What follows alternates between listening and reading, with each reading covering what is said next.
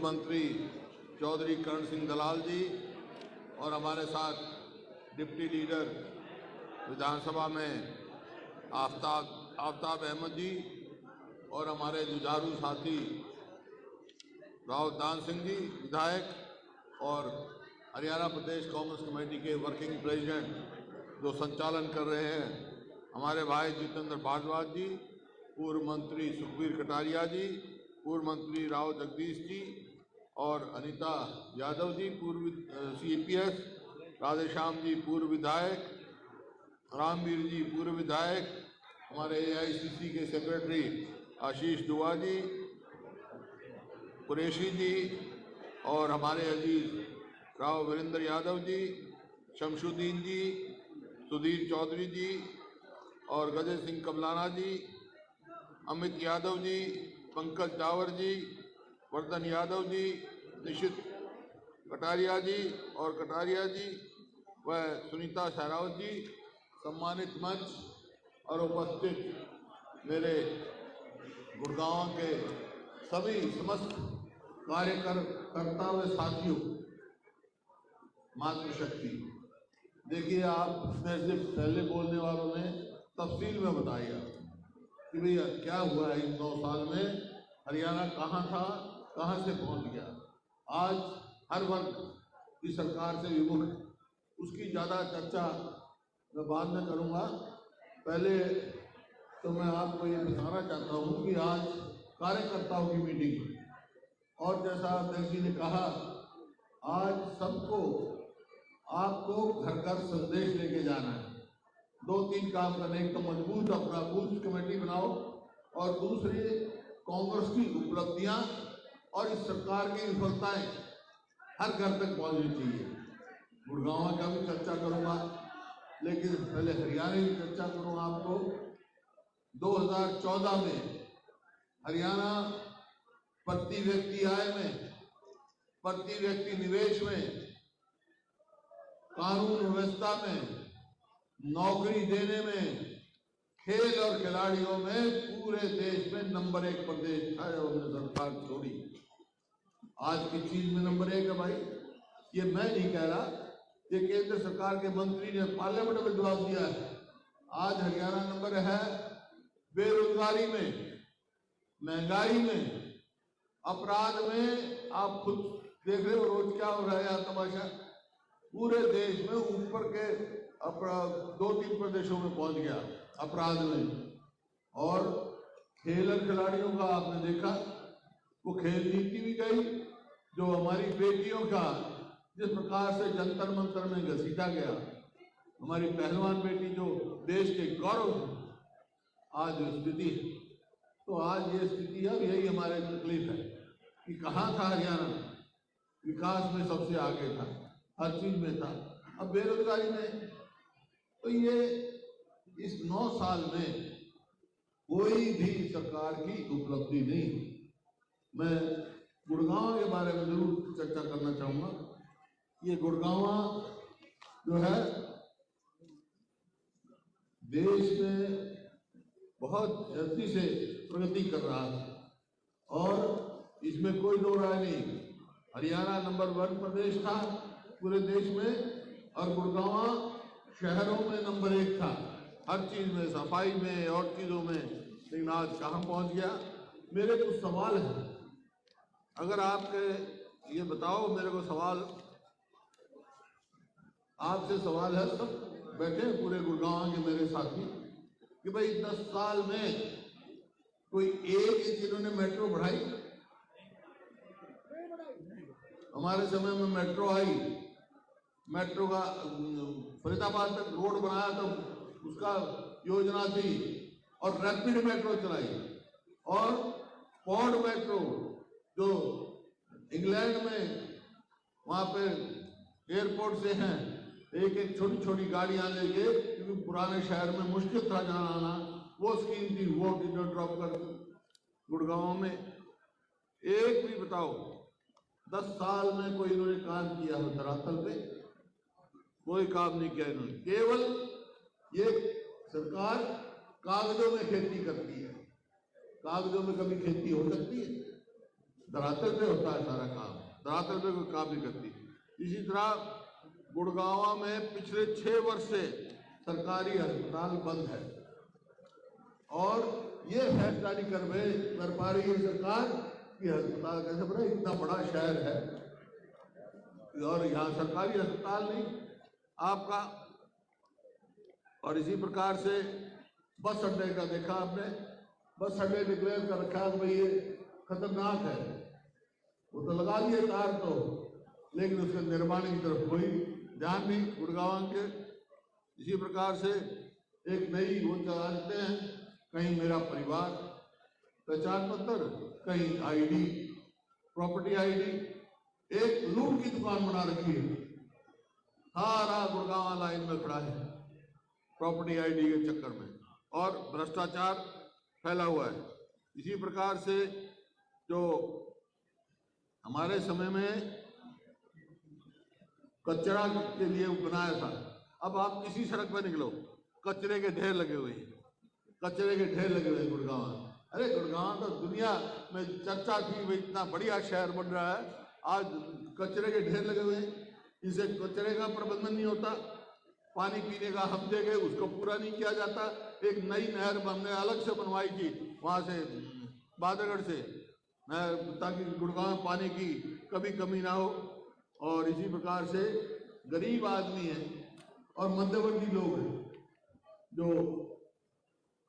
ठीक ठीक अपना गुजारा कर रहे हैं, उनके लिए हुड्डा जो सेक्टर थे उनमें हमारा ये प्रावधान था कि भाई अप्लाई करो, लॉटरी से निकल जाएगा, सही कीमत मिल गया। अब खत्म, अब तो सिर्फ ऑप्शन करते हैं, बोली देते हैं, रईस आदमी लेते हैं, गरीब आदमी और आम आदमी गुड़गांव में अब प्लॉट लेके मकान बनाने की सोच नहीं सकता। ये परिस्थिति उन्होंने कर दी। इसी प्रकार से हमने यहाँ पर पूरे देश की सबसे पहली डिफेंस यूनिवर्सिटी का काम करने का शुरू किया था, ताकि पूरे शहर में और पूरी दुनिया में नाम जाए कि भाई हिंदुस्तान की डिफेंस यूनिवर्सिटी गुड़गांव में है।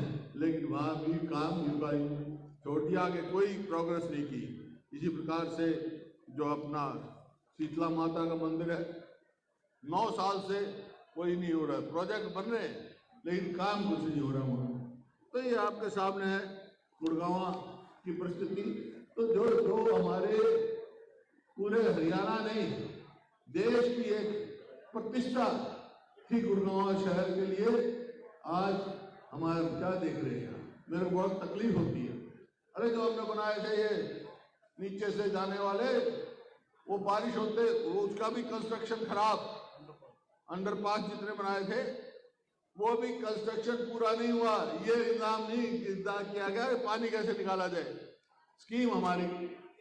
तो कोई भी काम देखो सिर्फ भ्रष्टाचार के सिवाय इस सरकार का कोई काम नहीं। घोटाले पे घोटाला, घोटाले पे घोटाला, घोटाले पे घोटाला, ये आपके सामने है। अब सवाल इस बात का आता है कि आपसे, अब हमने तो यहाँ से टोल भी हटवा दिया था। यहाँ से टोल किसने हटवाया था? सरोल टोल। हाँ है सरोल टोल, हाँ सरोल टोल हटवाया कि ताकि लोगों को सुविधा हो, आने जाने की सुविधा हो, यहाँ बच्चों को नौकरी मिले। ये IMT बनाया हमने, उसको एक्सटेंड किया, बहुत तेजी से एक्सटेंड किया, और पूरे जापान की 70% इन्वेस्टमेंट तो पूरे देश में वो हम यहाँ लेके आए। लेकिन उसके बाद कोई आगे कार्रवाई नहीं हुई, बल्कि मारुति की भी 1-2 प्रोजेक्ट यहाँ से चले गए। तो ये आपके सामने है।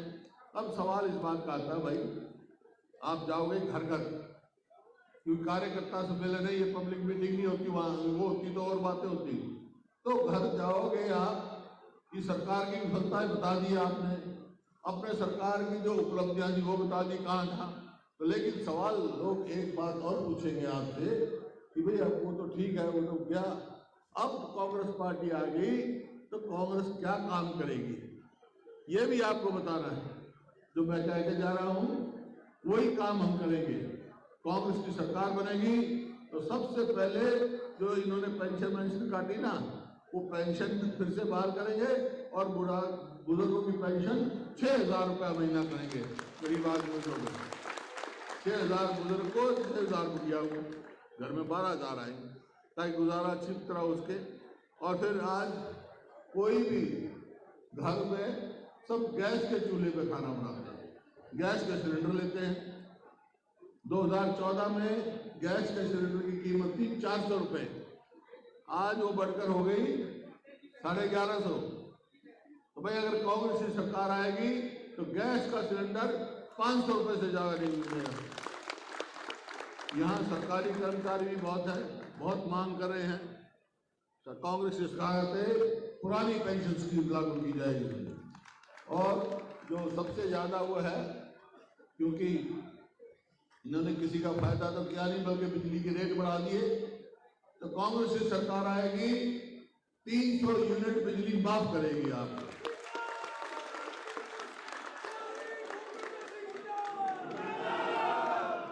और 100 गज के प्लॉट जो इन्होंने बंद कर दिए वो देना शुरू करेंगे। 3,82,000 हमने दिए, इन्हें एक नहीं दिया। और गरीब आदमी के, शेड्यूल कास्ट, बैकवर्ड कास्ट के बच्चों के जो वजीफे शुरू हो गए थे, आज के अखबार में भी है, लाखों लोगों के बच्चों के वजीफे कटे हुए हैं, वो हम पूरा वजीफा दे रहे हैं। पहली जमात से शुरू किया था हमने गरीब आदमी का, वो देंगे हम। और 2 लाख सरकारी नौकरी पक्की खाली पड़ी है, वो 2 लाख नौकरी लगाएंगे भाई। इनने क्या किया हुआ है, एक वो निगम बना रखा है कौशल रोजगार निगम, उसका क्या काम है, पक्की नौकरी नहीं देना, ठेके पे देना। अरे ठेकेदारी सिस्टम का हम खिलाफ थे, हम बंद कर रहे थे, ये सरकारी ठेकेदार बन गई, कच्ची नौकरी दी, ना उसकी पेंशन, ना उसमें रिजर्वेशन, ना उसमें कोई मेरिट। जैसे अग्निपथ का इन्होंने कर दिया, अग्निवीर में क्या किया भाई, 4 साल 18 साल का लड़का, उसकी पेंशन और कोई बेनिफिट नहीं मिलेगा। फौज में जाएगा, अपनी जान जोखिम में डाल के देश की रक्षा करने जाएगा, लेकिन 4 साल में वापस आ जाएगा। 18 साल का भर्ती होगा और 22 साल का वापस आ जाएगा। यहाँ आके क्या करेगा? अरे पहले होता था फौज में कोई भर्ती होता बच्चा तो ये था भाई पेंशन लेके आएगा, इसके बच्चे अच्छी शिक्षा लेंगे, उसके बच्चे के रिश्ते बहुत आते थे। अब कौन रिश्ता करेगा भाई? 21 साल से कम शादी नहीं कर सकते, 22 साल का रिटायर होकर आ जाएगा, कौन सगाई करेगा उसकी? बताओ कौन रिश्ता करेगा? तो ये बना दी स्थिति, इतनी बेरोजगारी बेतहा फैल रही है, ये आपने देखा है इसी पर। और इसी प्रकार से आपका जो इसने देखा राशन नीति, अब कहते हैं भाई हम राशन काट दिए लेकिन 5 किलो अनाज देते हैं। हमारे समय में क्या मिलता था भाई? 35 किलो तेल, मिट्टी का तेल और चीनी सब मिलती थी, वो तो काट दी। और 1 रुपया किलो हम गेहूं देते थे, 2 रुपये किलो चावल, मतलब ये सब देते थे।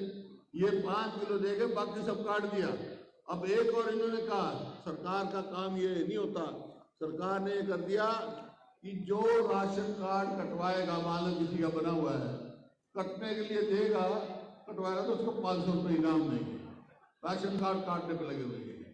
तो ये आपके सामने है, इस सरकार से इच्छा छुड़ाना है कि छुड़ाना है, ये मेरा सवाल है। आप छुड़ाना भाई, छुड़ाना तो आज करेंगे, बताओ छुड़ाना तो एक ही बात है कि 36 बिरादरी एक होकर इनसे छुटकारा लो और कांग्रेस पार्टी को जिताओ और घर घर बात ये लेके जाओ कि कांग्रेस एक पार्टी जो आप सबका भला कर सकती है।